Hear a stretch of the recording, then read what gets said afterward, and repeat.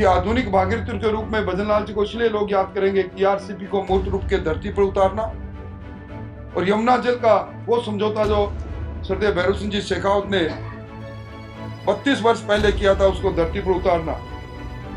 अब बदलता हुआ राजस्थान विकसित राज्यों की श्रेणी में खड़ा हो जाएगा। राजस्थान अब देश के अग्रणी राज्यों में शामिल होकर हिंदुस्तान की अर्थव्यवस्था के अंदर बड़ी भागीदारिता निभाएगा। अभी आगे आगे देखो होता है क्या। हम अपना रिपोर्ट कार्ड जनता के बीच में रखेंगे।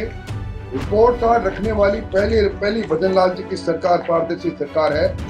अगर दोनों सरकार की तुलना करोगे तो उस समय भ्रष्टाचार की गूंज हुआ करती थी, यहाँ पारदर्शिता की गूंज है। उसमें पेपर माफियों पर सरकार का जबरदस्त था, यहाँ पेपर माफिया जेल में बैठे हैं। एंटी गैंगस्टर टास्क फोर्स बना करके किस प्रकार से गैंगस्टर्स के ऊपर कार्रवाई उसको करने का काम किया। 81,000 का प्रोसेस स्टार्ट किया और 32,000 लोगों को नौकरी अब तक दे चुके हैं। उसमें 150 रुपये की पेंशन और जोड़ करके उनको कहीं आर्थिक रूप से कुछ बढ़ोतरी करने का काम किया।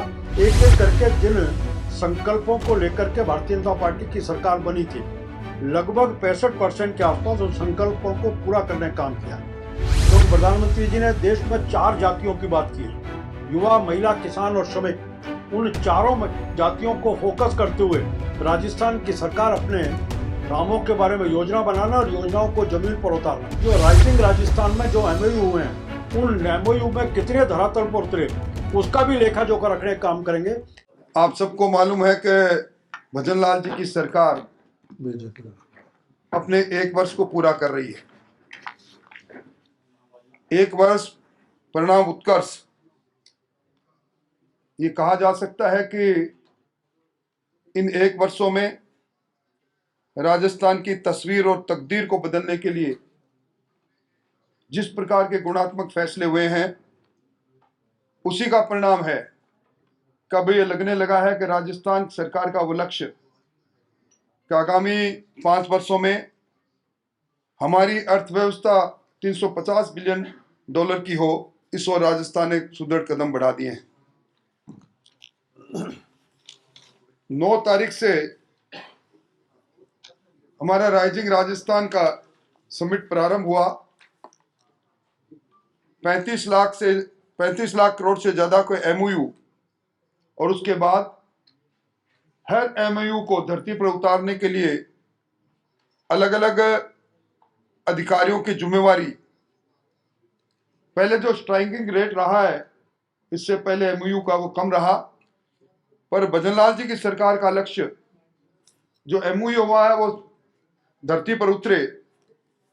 और उसके बाद युवा सम्मेलन के माध्यम से राजस्थान में पहली बार 80,000 से ज्यादा भर्तियों के एक साथ कैलेंडर को जारी करना, 22,000 की नियुक्ति देना। पारदर्शी तरीके से जिस प्रकार काम हुआ है, अब नौजवानों का विश्वास भी है कि उनकी योग्यता पर कोई प्रश्न चिन्ह नहीं लगा सकता। फिर किसान सम्मेलन, महिला सम्मेलन, आज महिला सम्मेलन और उसके बाद श्रमिक सम्मेलन। ये अनवरत हमारे कार्यक्रमों की एक श्रृंखला है। और 17 तारीख को दादिया गांव में सरकार की पहली वर्षगांठ पर दुनिया के सबसे लोकप्रिय नेता नरेंद्र मोदी जी आ रहे हैं। हमने लक्ष्य रखा है कि अब तक जयपुर में जितनी भी सभाएं हुई हैं, जितने भी सम्मेलन हुए हैं, उन सब का रिकॉर्ड हम तोड़ें। इस सम्मेलन के अंदर राजस्थान के अंदर 52,000 बूथ से पार्टी के समर्पित कार्यकर्ता और वो लोग जिनको केंद्र और राज्य सरकार की योजना से लाभ मिला है, प्रधानमंत्री जी का अभिनंदन करने आ रहे हैं। राजस्थान के दूरस्थ इलाके से लेकर राजधानी जयपुर तक सब जगह से इस सम्मेलन में लोग आ रहे हैं। इस सम्मेलन की खूबसूरती ये रहेगी कि हमेशा आपने देखा होगा ERCP जब मूर्त रूप ले रही थी मध्य प्रदेश के अंदर, उस समय तत्कालीन समय में कांग्रेस सरकार के मुख्यमंत्री विरोध कर रहे थे। पहली बार इस 17 तारीख के कार्यक्रम में मध्य प्रदेश और राजस्थान प्रधानमंत्री जी की उपस्थिति के अंदर ये जो संशोधित पार्वती कालीसिंह चंबल लिंक परियोजना, जिसको हम एकीकृत ERCP कह सकते हैं, जिसमें राजस्थान के लिए ये जीवनदायिनी होगी। 21 जिलों में पीने का पानी और 2,52,000 के लगभग इसके अंदर सिंचित क्षेत्र होगा। और खूबसूरती इसमें है कि इस योजना को राष्ट्रीय परियोजना का दर्जा मिले, इस दृष्टि से भी राजस्थान सरकार आगे बढ़ चुकी है। 94,000 करोड़ की स्वीकृतियां जारी हो चुकी। अनेकों कामों के बारे में अगर मैं चर्चा करूं तो लंबा समय लगेगा, पर मैं कह सकता हूं कि आधुनिक भागीरथी के रूप में भजनलाल जी को इसलिए लोग याद करेंगे कि ERCP को मूर्त रूप के धरती पर उतारना और यमुना जल का वो समझौता जो सरदेव भैरव सिंह जी शेखावत ने 32 वर्ष पहले किया था, उसको धरती पर उतारना। मैं कह सकता हूं कि राजस्थान अब बदलता हुआ राजस्थान विकसित राज्यों की श्रेणी में खड़ा हो जाएगा। मुख्य रूप से प्रधानमंत्री जी का आगमन इस राजस्थान को नई सौगात और नई दिशा देकर जाएगा।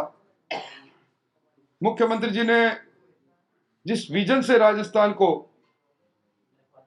पहले साल के अंदर जिन एक तरह से आधारशिलाएं रखी है, राजस्थान अब देश के अग्रणी राज्यों में शामिल होकर हिंदुस्तान की अर्थव्यवस्था के अंदर बड़ी भागीदारिता निभाएगा। पारदर्शी शासन और 10 नीतियों को लागू करने वाला ये पहली बार हुआ है। नीतिगत निर्णय जब होते हैं नीतियों के आधार पर, जब पारदर्शिता स्वतः ही आ जाती है। मोटे तौर पर इन मोटी मोटी बातों के साथ राजस्थान विद्युत की दृष्टि से आत्मनिर्भर बने।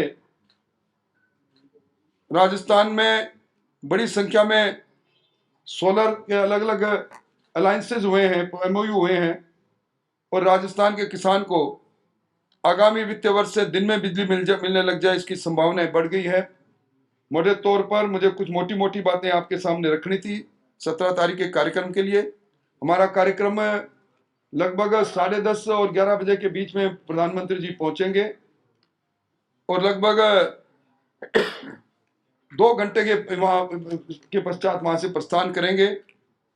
हमें इस पहली हमारी वर्षगांठ को जनमानस में यादगार वर्षगांठ बने। भजनलाल जी ने जो काम किए वो लोगों के जहन तक जाए, लाभार्थी अपने आप को स्वावलंबित महसूस करें, इस दृष्टि से इस कार्यक्रम को हम कर रहे हैं। सरकार की वर्षगांठ है और सरकार भारतीय जनता पार्टी की है। भारतीय जनता पार्टी के कार्यकर्ताओं ने खून पसीना करके इस सरकार को जन्म दिया, इसलिए इस सरकार की पहली वर्षगांठ में पार्टी का एक एक कार्यकर्ता भाग लेगा, इसकी हमने रूपरेखा बनाई है। अभी आगे आगे देखो होता है क्या।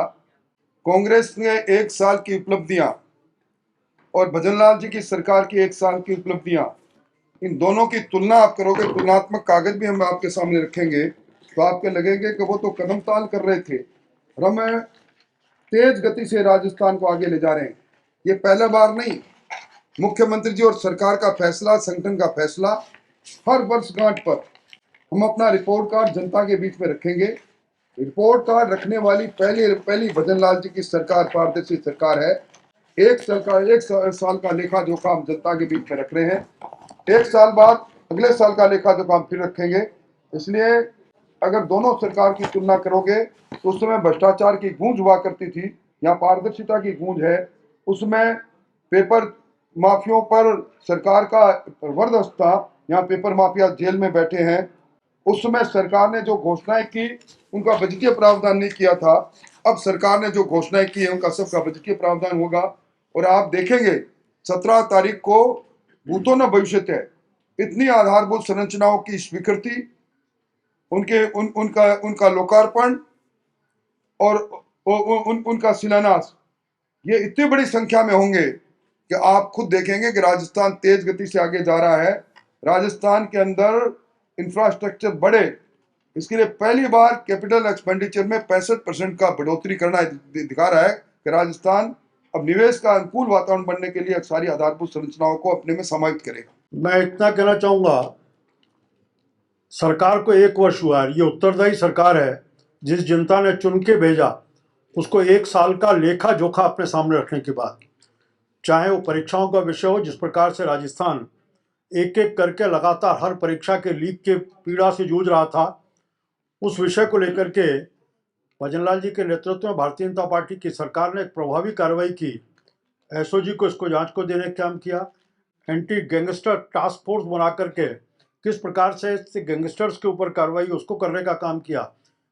साथ ही हमने लिया कि हम बड़ा विषय था कि रोजगार का विषय, लगभग 1 लाख के आसपास नौकरी, इसमें 85,000 से राजेंद्र जी ने भी कहा है 85,000 का प्रोसेस स्टार्ट किया और 32,000 लोगों को नौकरी अब तक दे चुके हैं। इसको एक शुरू करने का काम किया। महिलाओं के लिए, किसानों के लिए सम्मान निधि को जो केंद्र सरकार 6,000 रुपये दे रही है, उसमें 2,000 की 1,000 की 2 किस्त, एक किस्त कल अजमेर में देने का काम किया, एक किस्त अगस्त में दी, जोड़ करके 2,000 की किस्त और उसमें केंद्र की जोड़ने का काम किया। पेंशन में 1,500 रुपये, 150 रुपये जो वृद्धावस्था और बाकी विभिन्न प्रकार की पेंशन हम देते थे, उसमें 150 रुपये की पेंशन और जोड़ करके उनको कहीं आर्थिक रूप से कुछ बढ़ोतरी करने का काम किया। एक एक करके जिन संकल्पों को लेकर के भारतीय जनता पार्टी की सरकार बनी थी, लगभग 65% के आसपास उन संकल्पों को पूरा करने का काम किया। क्योंकि हम जनता के प्रति उत्तरदायी हैं, इसलिए 1 वर्ष का कालखंड पूरा होने पर इस पूरे लेखे को हम जनता के सामने रखते हैं। कल परसों का 17 तारीख का एक कार्यक्रम